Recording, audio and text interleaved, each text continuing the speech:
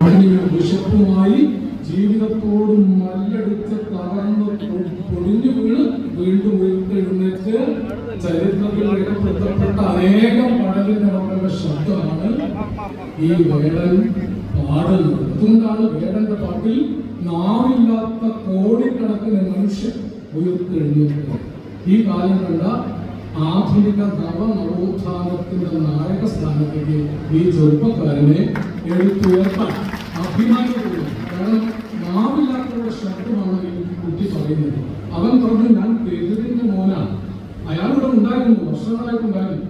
ഇന്ന് വേടനെ കണ്ടിട്ടു. പക്ഷെ വേടൻ ഒരിഞ്ഞ് പിടഞ്ഞ് അവഗണിതനായി, നിന്ദിതനായി, നിരാശകനായി, ഏകാധിയായി, ദരിദ്രനായി, എനിക്കിപ്പോഴും സ്വന്തം മണ്ണില്ല എന്ന് പറഞ്ഞു. ഊമൻഡാമിൽ വാടക വീട്ടിലാണ് താമസിക്കുന്നത്. ഇപ്പോഴും സ്വന്തം മണ്ണില്ലാത്തവരുടെ പ്രതിനിധിയായി പാട്ടുകൊണ്ടൊരു ചൂട്ട് കെട്ടി തമ്പുരാന്മാരുടെ മുഖത്ത് കുത്തിയ ധീരതയുടെ പേരാണ് വേടൻ.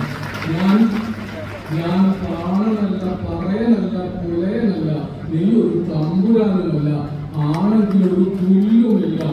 ഇല്ല എന്നല്ല വേടൻ പറഞ്ഞത്. കുറെ കൂടി ശക്തമായ വാക്കാണ്. ആ വാക്ക് ഒരു എഴുതുകാരനായതുകൊണ്ട് ഞാൻ പറയാൻ മടിക്കുന്നത് പറയുന്നവരെയാണ് വേടൻ എന്ന് ഞാൻ വിശ്വസിക്കുന്നത്.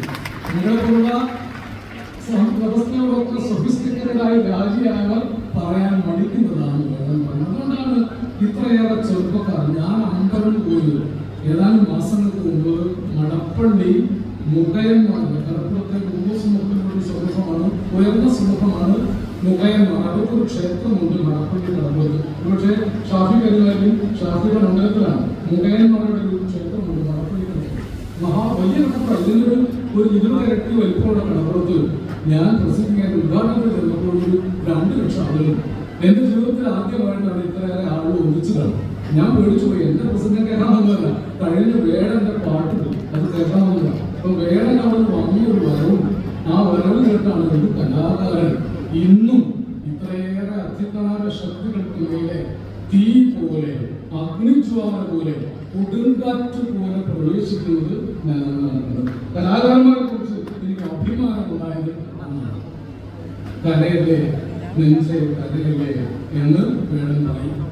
ഞാൻ തെരുവിന്റെ മോനാണ്. എന്റെ പാട്ട് ആ മുറിവിന്റെ തേനാണ്. വരികയായി, ഞാൻ തെരുവിന്റെ മോനാണ്. എന്റെ പാട്ട് ആ മുറിവുകളുടെ തേനാണ്. വേടനിൽ ശക്തിക്കുന്നത് നിങ്ങളെ പോലെ, നമ്മളെ പോലെ കോടിക്കണക്കായ ശബ്ദമില്ലാത്തവരുടെ ശബ്ദം മാത്രമല്ല, നവോത്ഥാനത്തിന്റെ മാനവികത കൂടിയാണ്.